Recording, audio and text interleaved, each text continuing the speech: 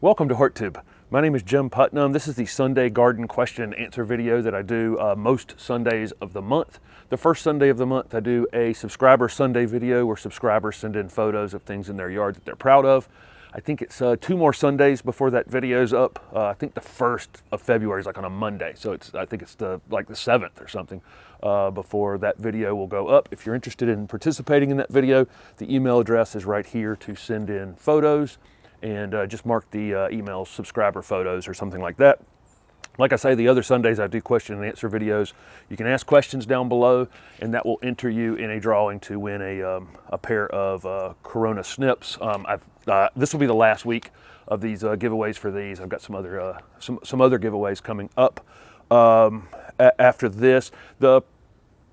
I got the emails from the 2 people that won from the first week that I was giving them away, and I'll get those out to you this week. And the winners from last week on Instagram was acook38, and on YouTube it's Jeff Peters. And again, if you'll send me an email to this email address with your address, I'll get those out. If I don't hear from you, I'll contact you directly. I'd also got an email from someone who Corona was supposed to have sent out something to from an older giveaway, and it wasn't. I have sent your address back to them. They should get that out pretty quickly. Sorry about that. That's life. It happens. I got some good questions from last week. Again, to enter the drawing for the snips again this week, go over to Instagram today, and if you have Instagram, if you don't, you still can make a comment here on this video for a chance to win. But if you go over to Instagram, you get a second chance to win by commenting below today's Instagram post, which will be, me standing here doing something, having the snips in my hand in some way or another. Let's see. This week I went to a friend's nursery and got some super interesting pieces. I've got some Daphne and Edgeworthy. I've got some super interesting planting videos coming up from that material that I got from him, plus a video from his place. And I'm actually going to the Gulf Coast for the first 2 weeks of February. And but after that, I don't have any trips scheduled from February 15th until June. So that period of time, I'll be hammering away at this landscape project here, and making good progress even this week. I got a comment last week. Could you always see this blue house? That was a very, somebody saw this view, because I did this view, but a different setup with the camera last week. No, this was a big shock when I came back from Connecticut at Christmas time. The person in the house before that house decided to hire someone to go on the back outside of their fence and cut material, some on their property. They had about 3 feet behind that wooden fence. I don't know if you can see the wooden fence. And then they had, cut about 5 feet into this other property that's behind me, and it's created a view where I can see into 3 backyards that I couldn't previously. That's life, life in a 2/10 of an acre lot. It's, that's the way it's going to be. I actually have a couple of, I brought back a hydrangea paniculata from Dr. Durr. It's a one-of-a-kind plant that I'm going to plant right here beside the shed, and so I do have an answer for that. I also have a Chinese snowball that I got from my buddies the other day, and those 2 pieces are probably going to go right there. I'm in the process of I'll be redoing the cool season vegetable garden when I get back from my Gulf Coast trip.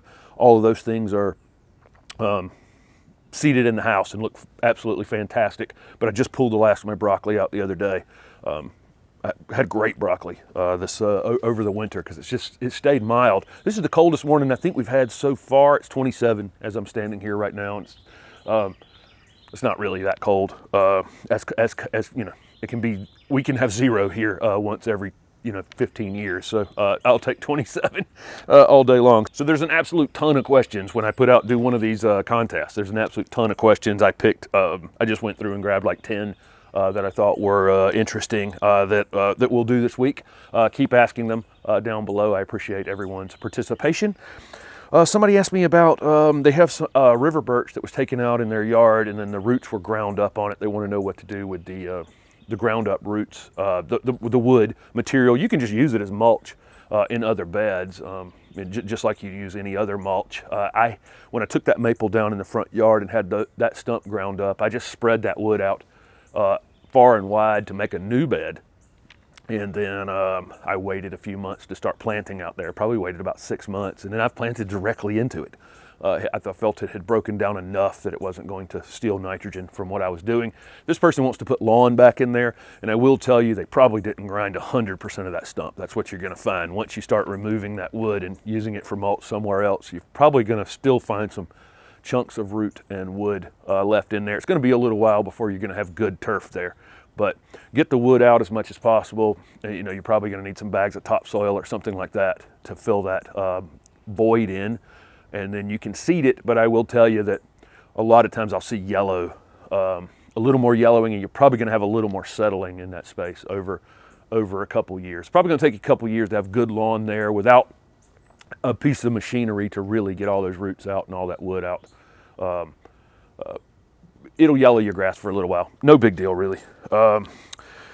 Somebody asked, they're going to get a big yellow bag from a Soil Cube, and I've got 2 of them coming in a couple weeks. I'm going to recompost this space, and I'm using some compost and some grow bags for some potatoes this spring, and I'm going to use some of that Soil Cube in that. It's only available in Georgia, North Carolina, and South Carolina, or something like that. But they were asking me when the best time to order it. That whenever you can do the work. I'm going to put compost in this bed February 15th for my cool season vegetables. My cool season vegetables will be there for about 2.5 months, and then I'll be planting warm season vegetables, but I won't recompost it for that. I'll only recompost it once a year. And so whenever you can get on it and put that compost out, go for it. Somebody asked me about how to keep their peonies upright, and you can get peony cages. You can order them on Amazon, and they work with dahlias too. But they, as they're coming up out of the ground, you have to put the cage in place. You can't back up in time. Once your peonies have any size on them, it's too late. So you put the cages over them as they're coming up out of the ground, and that keeps them from flopping over. That's the way to do that. But just Google that, or they're on Amazon. So let me see. Somebody asked me if I remove my mulch to fertilize, and I do not. And I just fertilize right over the top. If you have dogs and you're using organic fertilizer, Holly can become a little obsessed with it. So Griffin probably a madman over it. Honestly, I haven't tried that yet. And then I think as part of another question somebody asked me, I guess the rate is supposed to be doubled if you're doing it on top of the mulch, and that's just. I'm guessing it just takes longer for it to get down through, and that's the only way that they can get the same results just as quickly on fertilizing a plant with an organic fertilizer. Is you have to use double the rate on top of the mulch as you would under the mulch. I'm not raking my mulch back. My mulch is a weed barrier. Trust me, if you pull that mulch back with a rake to fertilize and you push that mulch back, you've disturbed that soil. You're going to have more weeds there than it's ever going to be worth your time. People over fertilize. I don't care whether it's organic fertilizer or any kind of fertilizer. Everyone over fertilizes. One of the videos that Bree and I are working on for our upcoming channel, and we have shot 5 videos, and hopefully a couple of them will be up before I leave town this week. But we're interviewing experts at some of the top gardens so far in this area, but we actually are going to other areas as well. One of the things we're asking them a series of questions on irrigating, fertilizing, and mulching, and those kinds of things, just so we can have an Ask the Experts video for mulching and those kinds of things. It's all the same. They don't fertilize at some of these bigger gardens, and I fertilize very little. And in the 3 years I've had this channel, I think I've done 3 fertilizing videos, and they've all been very little fertilizer thrown out in those videos, and I do it on purpose.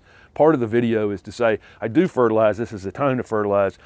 I barely fertilize. The mulch that you're putting down is adequate to replace most of the things that are being lost in the soil for your plants. Containers are a different story, so we're not talking about containers, I'm talking about the plants that are in the ground. But for the most part, people over fertilize. And what you'll see me do is a half rate over the top, and that's about it. And it's mostly to show that I barely fertilize. Let's see. Somebody asked me the best time to propagate plants because I have lots of propagation videos on the channel.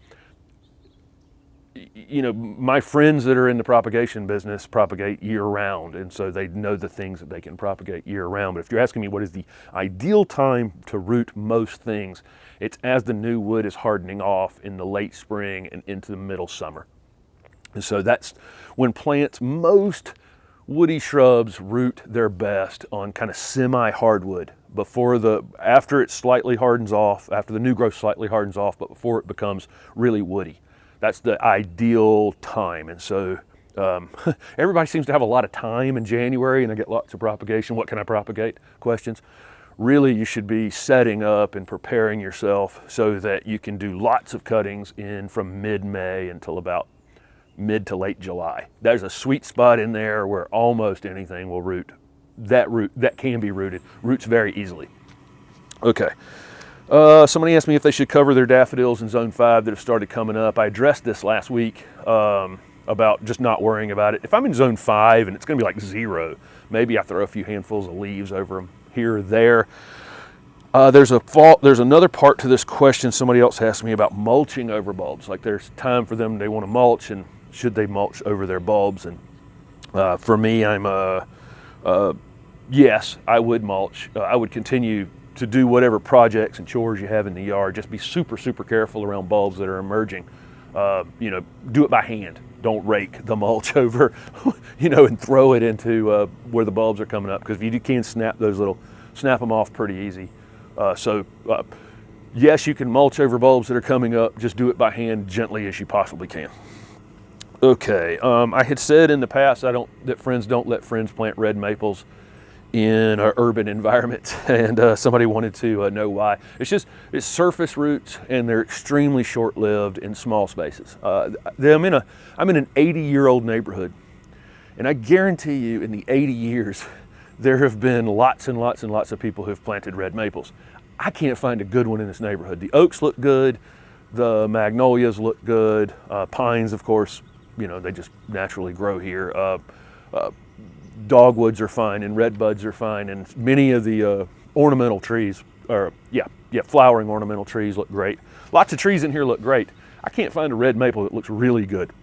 The one that was in this front yard had been here maybe 20 years, and it probably looked great for the first 15 or so, and then the roots hit the sidewalks and the driveways and the foundation of the house, and they meet that resistance, and then they start getting disease issues. The one that's in my neighbor's yard right here looks awful and needs to come out.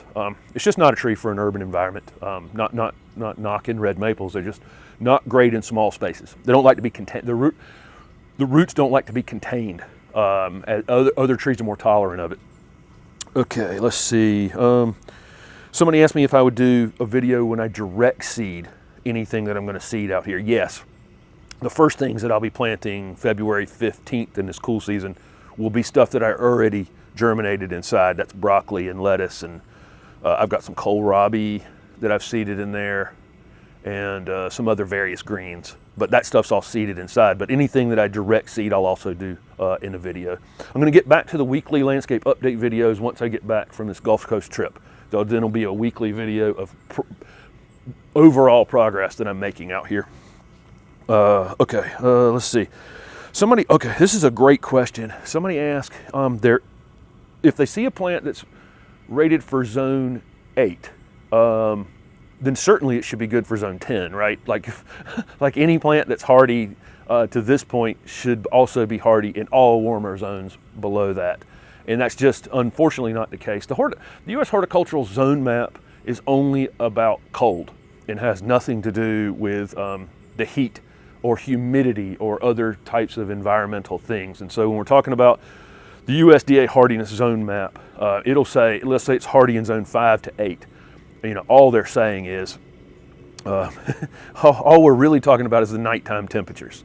And we're not talking about the heat. The indicator, but there is a bottom, you know, so the 5 to 8 tells you that that's the kind of the hottest they'll take. They need some cold. Okay, that'll tell you anything that needs zone 8 or higher is going to need some temperatures below freezing in the winter time.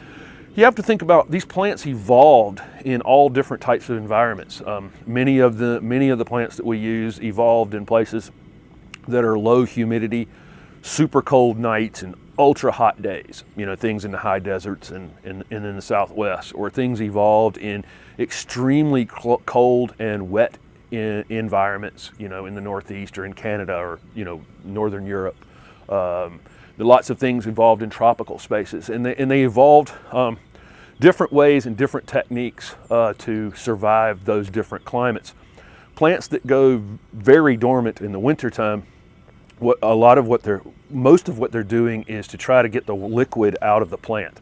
And so if a plant continued to try to grow in zone 5, let's say in Massachusetts, and it stayed below freezing, for 4 or 5 straight days, the growth that's happening in that plant, there's liquid in that plant. There's, when the plant's actively growing, there's lots of water in it, and it would freeze, and that freezing would pop and crack the plant. And so the plant's taking its water down into the roots during the wintertime and kind of drying itself out a little bit so that freeze-thaw thing doesn't happen.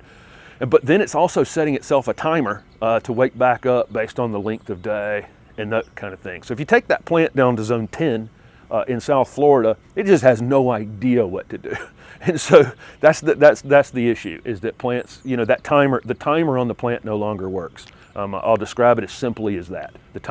These plants have timers on them, and so we can't take plants down to the tropics that have evolved a winter dormancy.